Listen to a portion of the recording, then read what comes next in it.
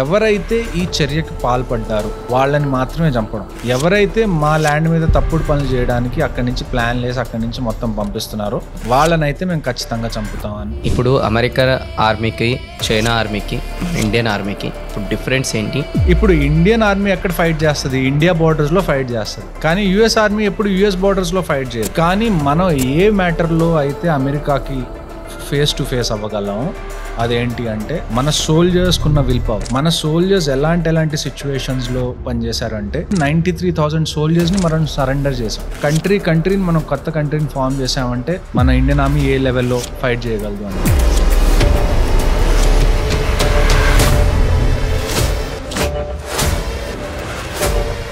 సంతోష్ బాబు గారి ఇన్సిడెంట్ తీసుకున్నా కానీ, కల్నల్ సంతోష్ బాబు గారు.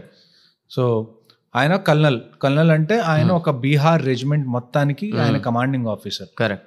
ఒక కల్నల్ మీద మాకు ఒక కల్నల్ ఎలాగా అంటే ఒక ఊరికి పెదరాయుడు ఎలాగ ఉండేవాళ్ళు. ఇంతకు ముందు మీరు పెదరాయుడు మూవీ చూసారు కదా.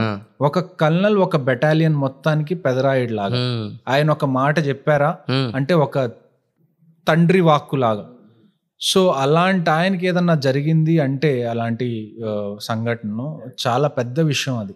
అంటే ఒకవేళ నాకు తెలిసి అక్కడి నుంచి చాలా విషయాలు బయటికి రాలేవు. ఎందుకంటే ఈ ఇన్సిడెంట్ ఎక్కడ జరిగిందంటే little bit towards Chinese side జరిగింది.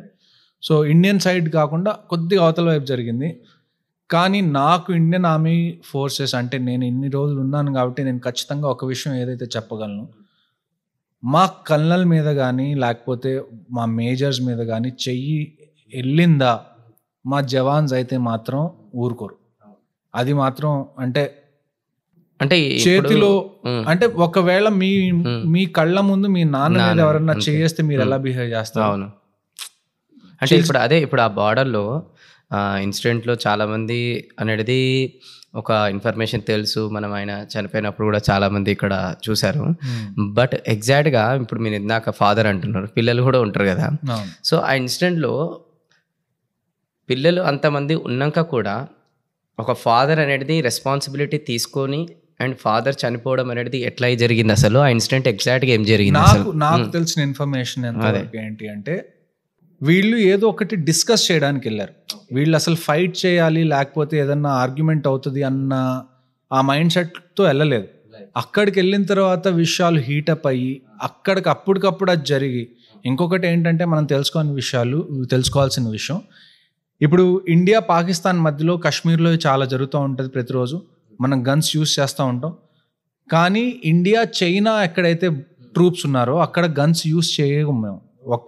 చాలా సంవత్సరాల క్రితం ఒక అగ్రిమెంట్ ఏంటి అంటే గన్స్ అనేది ఎల్ఏసి మీద మనం యూస్ చేయకూడదు అని చెప్పి ఇండియా చైనా ఒక అగ్రిమెంట్కి వచ్చింది. ఓకే.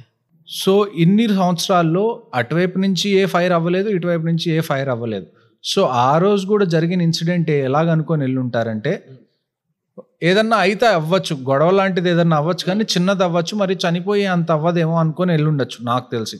కానీ అక్కడ మాట పెరిగి అక్కడ చనిపోయింది కూడా ఎలాగా అంటే ఫైర్ చేసుకొని చనిపోలా. ఇప్పుడు మీరు ఎక్కడ కూడా కల్నల్ సంతోష్ బాబు గారి బాడీ మీద బుల్లెట్ మార్క్స్ ఉన్నాయి, బుల్లెట్ వూండ్స్ ఉన్నాయి అని మీరు ఎక్కడ వినుండ్రు.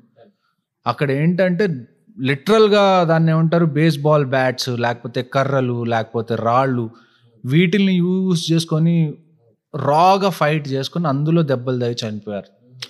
మనది ఏంటి అంటే మనది డెమోక్రసీ కాబట్టి ఇక్కడ ఎంతమంది చనిపోయారో మనకి నెంబర్ క్లియర్ కట్గా చెప్పాం, 18 మందనో 20 మందనో. చైనాలో ఏంటి అంటే ఇట్స్ అ కమ్యూనిస్ట్ కంట్రీ. అక్కడ ఏంటంటే గవర్నమెంట్ చేతిలోనే అన్నీ ఉంటాయి, న్యూస్ పేపర్ కానివ్వండి, మీడియా కానీ అన్నీ కానీ. సో ఇప్పుడు వరకు కూడా ఆ రోజు చైనీస్ ఎంతమంది చనిపోయారో బయటికి రాలేదు. కానీ నాకు తెలిసిన దాన్ని బట్టి ఏంటి అంటే మన వాళ్ళు ఒక 18 మంది చనిపోతే మనం కనీసం సమ్వేర్ 25 నుంచి 30 వరకు మన వాళ్ళు చంపారు అన్నది ఒక దాన్ని ఏమంటారు లోపల ఉన్న టాక్. అది ఎప్పటికీ కన్ఫర్మ్ ఎందుకు అవ్వదు అంటే చైనా వాళ్ళు అది బయటికి వాళ్ళు రానివ్వరు. And at the same time Indian ఆర్మీలో అన్నిటికన్నా నాకు చాలా నచ్చే విషయం ఏంటి అంటే కొన్నిసార్లు మనం ఫైట్ చేసి మనం ఓడిపోవచ్చు, మనం చనిపోవచ్చు. కానీ ప్రతిసారి ఇండియన్ ఆర్మీలో ఎవరన్నా చనిపోతే అది ఫైట్ చేసి మనం తక్కువ అయిపోయి చనిపోయినా కానీ దాన్ని ఎప్పుడు మనం కప్పిపుచ్చడం కానీ దాన్ని న్యూస్ పేపర్కి ఇవ్వకుండా కానీ దాచిపెట్టింది లేదు. ఒకవేళ ఇవాళ మన మీద అటాక్ అయ్యి 40 మంది చనిపోయారు, 30 మంది చనిపోయారు, 20 మంది చనిపోయారు, చెప్పుకోవడానికి తల కొట్టేసినట్టు అవుతుంది. కానీ అది న్యూస్లో వస్తుంది ఖచ్చితంగా, దాచిపెట్టకుండా.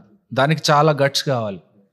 మీరు ఓడిపోయారు అని చెప్పి మీరు ఒప్పుకొని మీరు న్యూస్ పేపర్లోకి వస్తున్నారు ఒక రకంగా చూసుకోవాలంటే.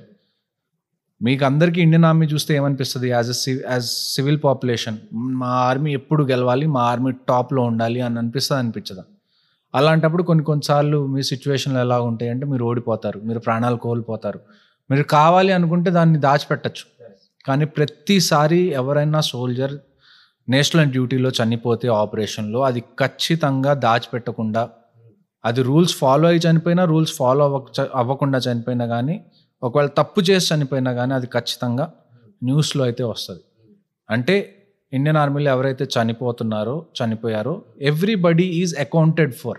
అంటే వాళ్ళు ఎలా చనిపోయారు, ఎందుకు చనిపోయారు అనేది ఖచ్చితంగా దాచిపెట్టకుండా పబ్లిక్ చేస్తుంది ఇండియన్ ఆర్మీ ప్రతిసారి. అది చాలా గొప్ప విషయం. చాలా కంట్రీస్ ఎప్పుడైతే వాళ్ళకి అవమానం లాగా ఫీల్ అయ్యే డెత్స్ ఏవైతే ఉంటాయో పిఆర్ కోసం, లేకపోతే మనం ఉంటుంది కదా బయట నెరేటివ్ సెట్ చేయడం కోసం చాలాసార్లు దాచిపెడతారు.